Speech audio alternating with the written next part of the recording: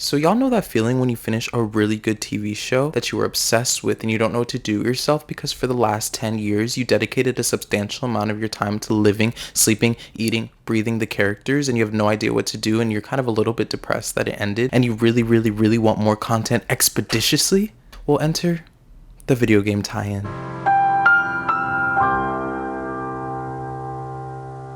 Now, if you didn't know, I'm a gamer. I game. See, I know the difference between a good game and a bad game. See, good game, not good game. So the year's now 1982. Italy has won the FIFA World Cup, Michael Jackson just released his 6th studio album Thriller, and Steven Spielberg's E.T. the Extraterrestrial has finally hit the big screen. And boy is it a hit. It was truly a time to be alive, and I'm jealous for anyone that didn't get to experience it firsthand. I remember where I was when that movie came out like it was yesterday. So now that E.T. was a mega blockbuster hit, in true capitalist fashion, it's time to milk that movie for everything that it's worth. Video game company Atari decided to go after the rights for E.T. in order to create a video game adaptation for their home console, the Atari 2600. And boy, was it shit. It was terrible. What Atari didn't realize was that they were making a game which final resting place will only exist upon world's worst games ever made lists for all of eternity. Legend has it that the game was so terrible and so poorly received that Atari literally had to bury its unsold copies in a desert in Alamogordo,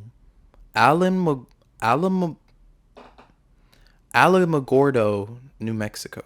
But more on that in a little bit. For context, at this time in the early 1980s, Atari was the king of the video game industry. Their at-home console, the Atari 2600, was literally the first ever really successful at-home console, which makes sense because how else were people supposed to play Space Invaders in their living room? But yeah, like I said, Atari was the king of the gaming industry, and their executives were swimming in it. I'm talking bonuses. I'm talking rolling on a bed of money. I'm talking drugs. I'm talking liquor. They was really Wolf of Wall Street it up over there. And I'm not even joking or exaggerating. It is canonically a part of Atari's lore that when they were at the top of the industry, they was literally just like partying it up. The office culture was very loose. It's said that the office always smelled like weed. They was doing hardcore drugs, and their office famously had a hot tub in it, a literal jacuzzi that they would hold little parties in and hold their actual business meetings in the hot tub. And at first that might sound a little bit interesting to some of y'all, but to me that stresses me out because imagine it's 12 p.m. on a Tuesday, we're trying to meet our deadlines. I look up from my desk, next thing you know, Jim from accounting is walking down the hall butt ass naked, only in a Speedo, just dripping water all over the place from the jacuzzi. I don't know what's going on. I'm stressed. Anyways, so video games based on popular film properties have existed since pretty early on in the overall lifespan of video games. I mean, they've existed basically since video games were only side scrollers that consisted of about 1.5 pixels that sort of looked like a real thing if you just like closed your eyes and squinted a little bit and maybe played a little bit of pretend. No disrespect. By 1979, we had our first video game movie adaptation with the release of Superman in the same year that the Superman movie came out. And then in 1982, we had the first officially licensed video game movie adaptation when Atari released Indiana Jones, Raiders of the Lost Ark, the video game. And it was a hit. And just look at this gameplay, y'all. That's literally Indiana Jones. I feel like Harrison Ford is in the room with me right now. And that's the snake from the movie. I'm so serious. The man behind this monumental game was Howard Scott Warshaw, who worked at Atari. The game in total took him about 10 months to make. That includes things such as writing the code from scratch, doing quality control, getting feedback, implementing those changes, and all of those sorts of things. Upon the completion of this game, Warshaw met with the film's director, Steven Spielberg, to show him how the final product came out, and Spielberg reportedly was very happy about it. Warshaw actually reported about the meeting saying, "He looks up at me and says, 'It's just like a movie. I feel like I just watched a movie.' I thought, oh my gosh, Steven Spielberg thinks my adventure game is just like a movie." To me, that was the ultimate compliment I could possibly receive on this work. And yeah, guys, it looks just like the movie. It's the same thing. In the end, the Raiders of the Lost Ark video game adaptation performed really well. Audiences and critics alike liked the game, and it sold a lot of copies. Spielberg was happy, customers were happy, Atari was happy, I was happy. Your mom was happy. Since the Raiders game was such a success, it only made sense that Warsaw would be tapped to develop the next new game based off of a Hollywood blockbuster, E.T the Extraterrestrial. Which, when you think about it, doesn't E.T already mean extraterrestrial? So it's called Extraterrestrial the Extraterrestrial. You see, I'm cracking the code. They don't want you to know that, but I'm cracking the code. But this is where problems start to form. Warner Bros. And Atari entered into negotiations for the rights for the video game E.T. But the issue was that negotiations for the rights did not end until July of 1982. And this normally wouldn't be a problem except for the fact that they wanted the game to be released in time for Christmas season of that same year. Which means that Howard Scott Warshaw was given a total of 5.5 weeks to develop an entirely new game completely from scratch. And on top of that, the licensing deal that Atari secured was extremely expensive. So in order to even break even, E.T had to sell a minimum of 4 million copies that year. So when you put all these factors together, it's very obvious that, in a sense, Warshaw was kind of set up for failure. He was only given 36 hours to develop a new concept for the game, which is less than 2 days. That's less than the time some of y'all are given for your discussion board posts that you still don't get done. Now, at the time, Warshaw was in his early 20s and he thought he could conquer the world. His last game was a big hit. So obviously for this round, he decided to make the game as difficult and complicated as possible. His game concept ended up being this. So in the film version of E.T., E.T is abandoned by his people on planet Earth and he has to build a phone to E.T phone home, his people, to come scoop him because they forgot him. E.T Home Phone. In the video game version, Warshaw wanted players to play as E.T as he works to gather all the necessary parts to build his interplanetary phone to E.T phone home.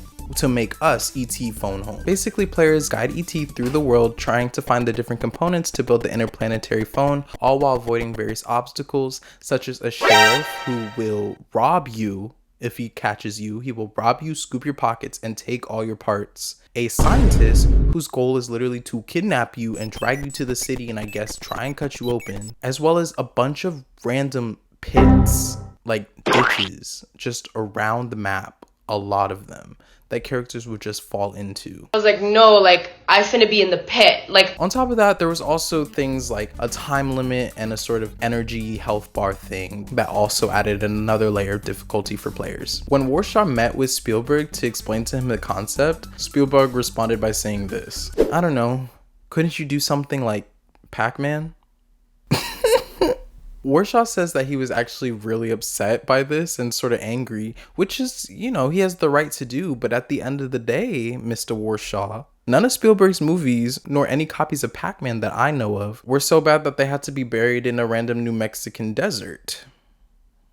But I digress. So with all this talk of the gameplay and things like that, I'm really curious as to why people thought the game was so difficult. As an experienced gamer myself in the year 2023, video games nowadays are some of the most technologically innovative and advanced pieces of media that anyone could consume. Graphics are superb and perfect. Storylines are larger than life. There are no problems anymore in the video game industry. So I feel like me today, I could easily take on E.T the video game because there's no way it's as bad as they say. Now, since I personally do not own an Atari 2600, nor do I own a copy of E.T, first things first, I have to hack into the mainframe. Okay, we're in.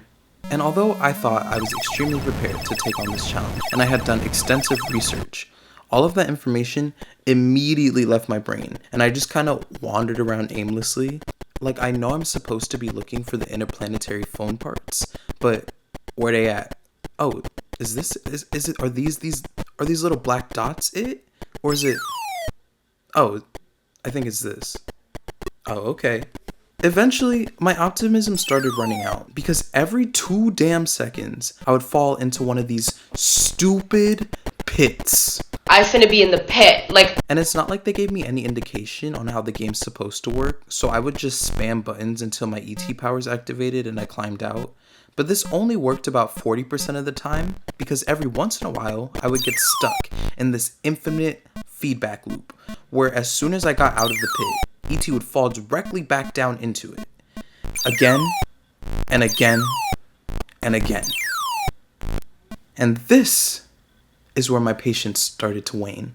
Oh, and I haven't even started talking about the scientist and the sheriff. So anytime the scientist would catch me, he'd drag my ass back to, I think this is Washington, D.C. So clearly I knew to avoid him. But I'm a little stupid, and anytime I ran into the sheriff, nothing really happened.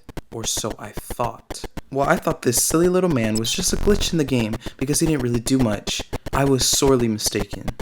It was only after dancing with him for 5 minutes straight.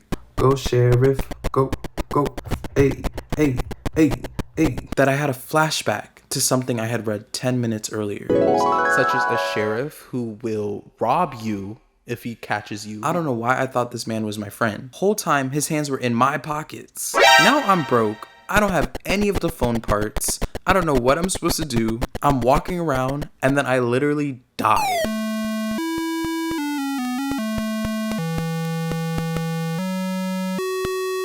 I didn't even know that was possible. I was pissed. I'm not gonna lie, I was mad. So obviously I took to the internet to look up a walkthrough and realized that there were many crucial factors I ignored. First of all, you can run.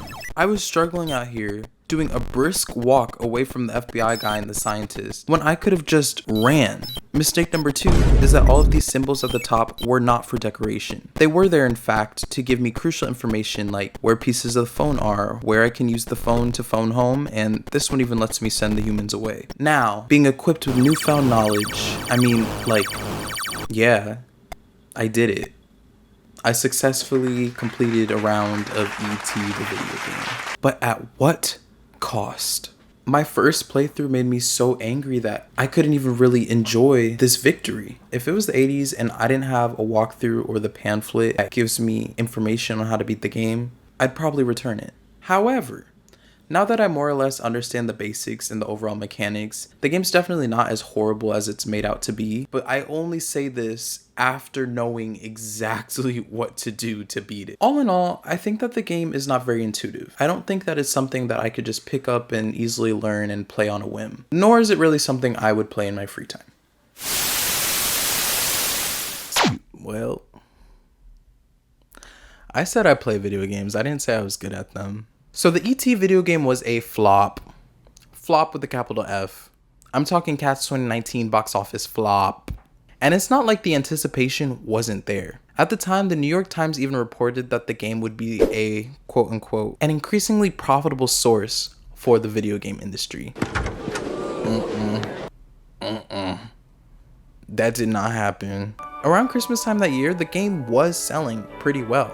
I mean, every kid in December of 1982 received a copy of E.T. for Christmas. They ended up selling about 1.5 million units, but then it stopped. And retailers started reporting that they're receiving a very high influx of returns on the E.T. video game. Overall, consumers were not happy, and word of mouth did not prompt anyone to go out and buy the game. And I think that the main reason people remember this game with such vitriol and malice is because it's based off of perhaps one of the most iconic film properties out there. E.T. was the highest grossing film of the 1980s. So when you see that movie in the movie theater and then go home and turn on the game hoping to experience that all over again and it's bad, it just looks so much worse in comparison. This was terrible news for Atari and the video game industry as a whole. Yeah, so the game flopped so hard that it's literally considered to have almost ended the video game industry as we know it. That's definitely a bit of an exaggeration, but let me explain. In the early 1980s, the video game market started to become very oversaturated. There were too many consoles on the market, the games were available across too many different platforms. On top of that, personal computers started to rise in popularity, so people really weren't focused on console gaming anymore. The overall quality of games was lacking, and sales were declining as Atari didn't have a new console on the market, and the Atari 2600 had come out 5 years prior. Atari had vastly overestimated how successful the E.T. video game would be. which left their company with a severe financial strain. And then by summer 1983, the video game market completely crashed. They were donezo. Video games as we know it did not exist. They would only start to make a comeback 2 years later in 1985 when the industry was revived by none other than Nintendo. By September 1983, Atari was in complete financial ruins. The company was bankrupt, they were going out of business, and now they were just left with a warehouse full of unplayable, unused video game cartridges, including many copies of E.T. the video game. And like any good, sane, rational, decision-making individual, they decided to load those cartridges onto a semi-truck, drive them into Alamogordo, New Mexico, where they could be buried in a landfill in the middle of the desert. Which is crazy to think about, because what was the thought process there? Was that the easiest way? Was that the most convenient method? I probably went a little something like this. Well, guys, we had a good run over here at Atari. Make sure you say goodbye to the office jacuzzi because we legally have to vacate the premises by Tuesday, or else the new owners can take us out back to be shot. Yeah. Oh. I don't think they can. Oh, yeah, that makes sense. What should we do with all these game cartridges?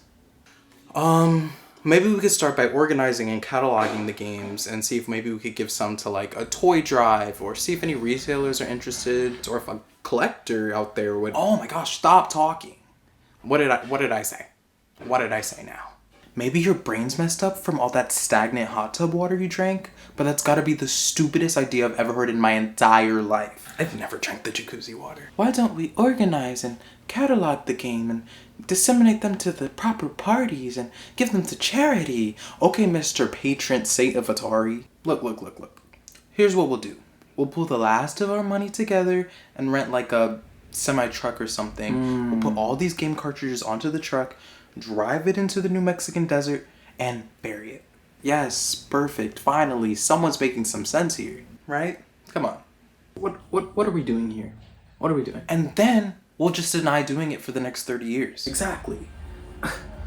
Oh, that's not, In the years following the alleged burial, this event became a sort of urban myth in the gaming community, mostly because Atari decided to gaslight the public. Even though the event itself was reported on at the time, in the years that followed, Atari workers either denied that the burial ever happened, or there was just a bunch of conflicting accounts of what exactly was buried. The story itself is just so outrageous that people were left to speculate about what could possibly be buried in the New Mexican desert for 30 years. Answers would only come in the year 2014, when a company was finally given permission to go out there and set up a dig site in an effort to exhume those cartridges.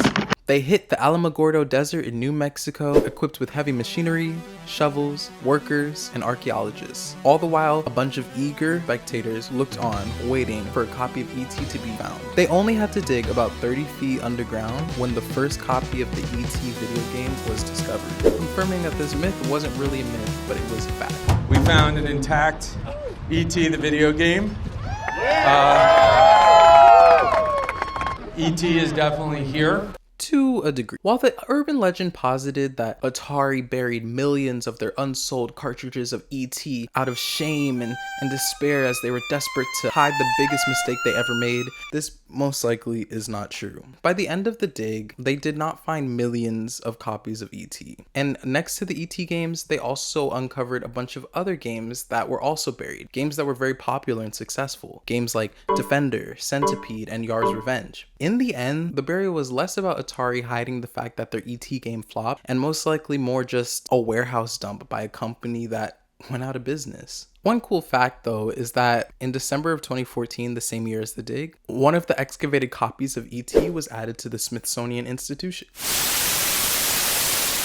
Yeah, so in conclusion, I think that the E.T. game and its creator, Howard Scott Warshaw, get sort of too bad of a rep. He had 5.5 weeks from start to finish to make something completely new and playable. And he did do it. As someone who has now played this game, was the game really hard? Yes. Did I like the game? Well, will I ever willingly play it again?